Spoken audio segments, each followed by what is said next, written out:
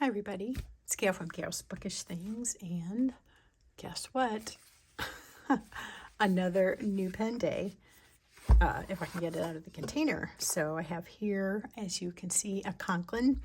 The little story behind this purchase is that I was contemplating what I might want to get at the St. Louis Pen Show, and I had seen several people show their tortoiseshell pens, fountain pens on YouTube, and I had kind of been thinking along those lines for several months anyway, like something that I didn't have that had kind of a classic vibe to it. And I had thought about that, but then when I saw these YouTube videos show their tortoiseshell, I kind of wanted to buy the Esterbrook. I didn't really want to spend that much money on it at this time.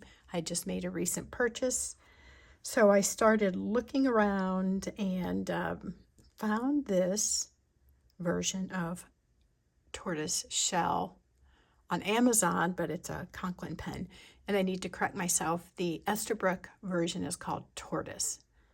So I actually am kind of liking this shape, maybe in comparison to the Esterbrook. I do have an Esterbrook Botanical Garden, and I really like it, but there's something that appealed to me about this, and one of those things is the engraving here. It does give it sort of a vintagey look, I feel like. Okay, I have it upside down. Let's see. So it says Conklin, it says Toledo, Ohio, USA. All-American is the name of the style of pen. And as I said, it's called tortoise shell. So we see dark brown, yellow, a deep kind of golden yellow, I would call that. Not like a bright dandelion yellow. And it's got little red or even deeper, maybe a rust kind of color in there with the light and dark brown. I thought it looked pretty cool. I liked the engraving. Somebody had commented that they thought it was, I don't know where it was. It was on one of the many things I watched, but here it says Conklin this way, but then it's upside down to the engraving. But if you post it,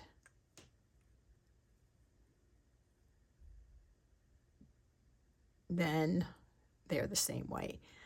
That doesn't matter a whole lot to me. It's a little quirky thing where if I thought about it, maybe it would bother me. But in the everyday usage, it's really not a big deal.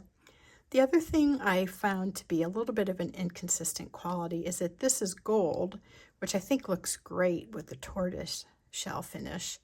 But the nib is still the silver chrome color. So anyway, looking at the side, it's hard to tell, but right there on one of the videos, that's the nib size. And the box says broad. And you can see it's a not super long pen, but a earthier pen.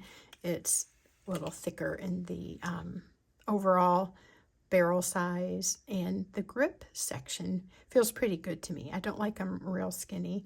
This does kind of pare down quite a bit compared to the main part of the pen, but it feels comfortable still. People like to mention the sharpness of the threads or this step down, and to me this feels very comfortable. I typically grip them closer to the nib, but there is some of an overlap on those threads, and that is not uncomfortable to me at all. So this is a cartridge converter, and I believe it was this model. Let me double check before I speak. Yes, it's a screw-in converter, which I think is kind of neat. Most of my pens do not have that feature, but I like the snug feel that you get with that.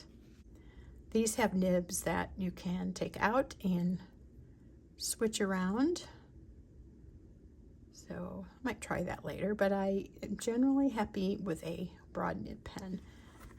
And in here is a ink cartridge.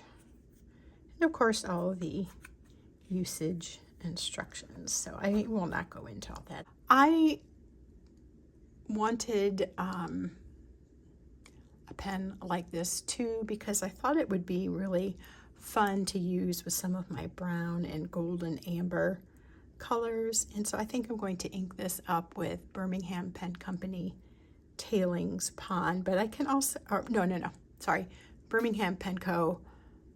Burley Wood. But as you could see, it would go neat with a deep red if you like to match up inks with some aspect of your pen. I have a couple browns that would look good with that. Color versus Tex-Mex is one of my favorite inks, and I think that would be fun to use in this pen too and kind of pick up on the reddish highlights. This, as I said, was an Amazon purchase, so I reasoned with myself if I really was not happy with the overall look or feel that I could return it pretty easily. I'm a little bit leery about the nib. It is a Jovo nib. I will point out too that they have this little crescent moon shape hole there, which I think is kind of fun. And just the logo Conklin there. Kind of a basic design nib.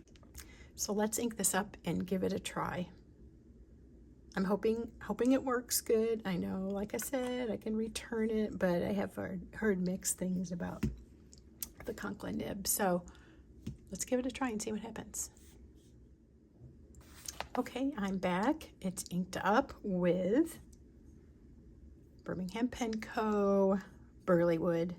I highly recommend this ink. It's such a neat color and it flows so well. So let's just try something here. Conklin All-American. The nib is a broad one, and this color is Tortoise Shell, Birmingham Pen Co. Burley Wood. I don't know if that's supposed to be 2 or 1 word, but I hope you can get a good look. This ink is just a nice shader. You can see the shading on those parentheses. I mean, gosh, I couldn't be more happy. The nib seems to be working wonderfully. Sometimes I realize it depends on the ink selection, but they look fun together. This is kind of multi-toned when it dries to a certain degree, and I think that picks up nicely on the finish here. And this ink is good. We'll see what happens with others, but I know at least there is one really good combination to start off with. Do the little doodaddy things everybody always does. I mean, the flow of this really is quite satisfying. Gotta say, I am happy with this. So that's all. See you again soon. Bye.